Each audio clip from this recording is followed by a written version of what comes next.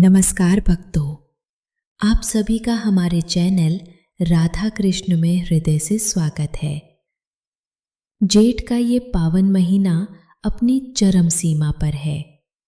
इस तपती धूप में प्रभु की भक्ति ही मन को शीतलता प्रदान करती है।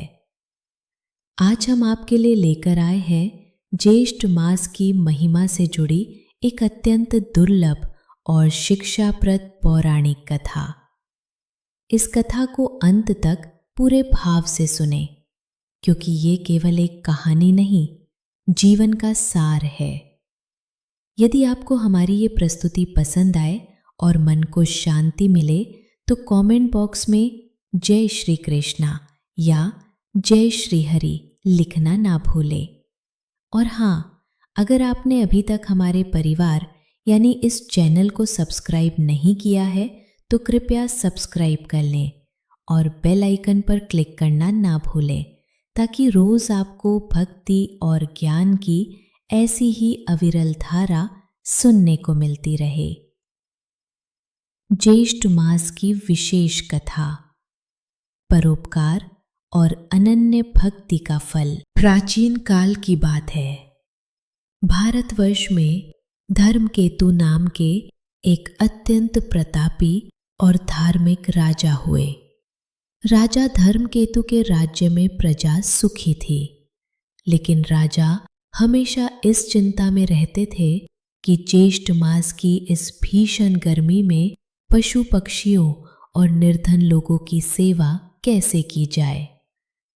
शास्त्रों में लिखा है कि ज्येष्ठ मास में जल का दान अमृत दान के समान होता है। एक बार ज्येष्ठ मास के शुक्ल पक्ष की तपती दोपहरिया में राजा भेष बदलकर अपने राज्य का भ्रमण करने निकले। धरती आग उगल रही थी, लू के थपेड़े चल रहे थे और कंठ प्यास से सूख रहे थे। चलते चलते राजा ने देखा कि एक पीपल के वृक्ष के नीचे एक अत्यंत वृद्ध और दुर्बल ब्राह्मण बैठे थे। उनके पास मिट्टी का एक पुराना मटका रखा था। वो ब्राह्मण स्वयं प्यासे दिख रहे थे, लेकिन फिर भी वो मार्ग से गुजरने वाले हर राहगीर को आवाज देकर बुलाते और अपने मटके से शीतल जल पिलाते। राजा उनके पास पहुंचे और बोले, हे विप्रदेव, इस भीषण गर्मी में आप स्वयं इतने वृद्ध होकर ये कठिन सेवा क्यों कर रहे हैं? आप घर विश्राम क्यों नहीं करते? वृद्ध ब्राह्मण मुस्कुराए और बोले, पुत्र, ज्येष्ठ का महीना हमें धैर्य और त्याग सिखाता है। ये वो मास है जब सूर्य देव अपनी पूरी शक्ति से तपते हैं, ताकि पृथ्वी का जल भाप बनकर बादलों में बदले और फिर वर्षा के रूप में सबको जीवन दे। जब प्रकृति इतना कष्ट सहकर हमें जीवन देती है, तो क्या हम थोड़े से जल से किसी की प्यास नहीं बुझा सकते? याद रखना, जो ज्येष्ठ में जल और छाया का दान करता है, उसे यमलोक की तपन कभी नहीं सहनी पड़ती। कहते हैं कि उसी समय वहां से एक अति लोभी और क्रूर व्यक्ति गुजरा। प्यास के मारे उसका बुरा हाल था, लेकिन वो इतना अहंकारी था कि उसने ब्राह्मण से जल मांगने के बजाय उन्हें अपशब्द कहे और आगे बढ़ गया।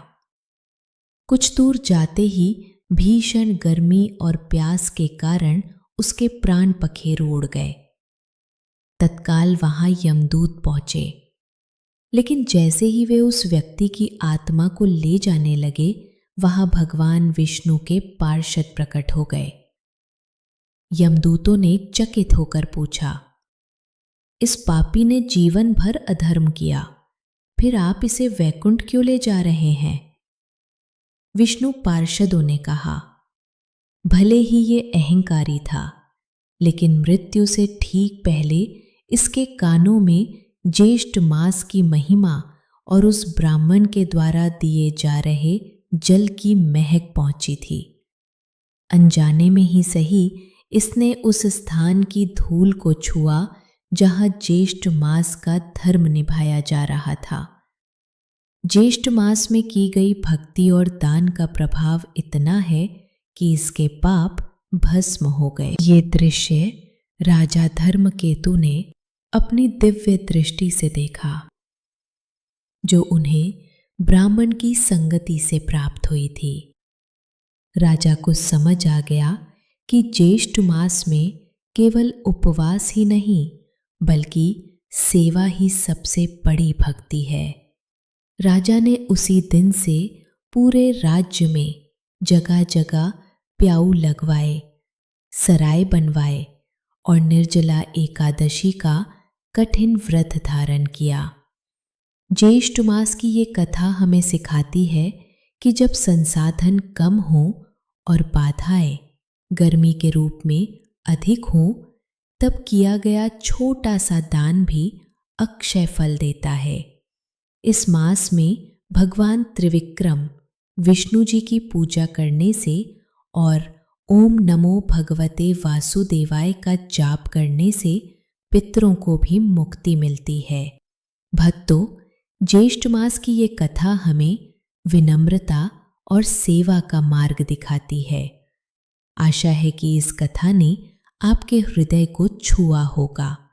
इस महीने में पक्षियों के लिए परिंदे रखना और राहगीरों के लिए जल की व्यवस्था करना ही ईश्वर की सच्ची सेवा है। अगर आपको ये कथा अच्छी लगी हो तो वीडियो को लाइक करें और अपनों के साथ साझा करें। मिलते हैं कल एक नई आध्यात्मिक यात्रा पर। तब तक के लिए प्रेम से बोलिए जय श्री कृष्णा, जय श्री राधे।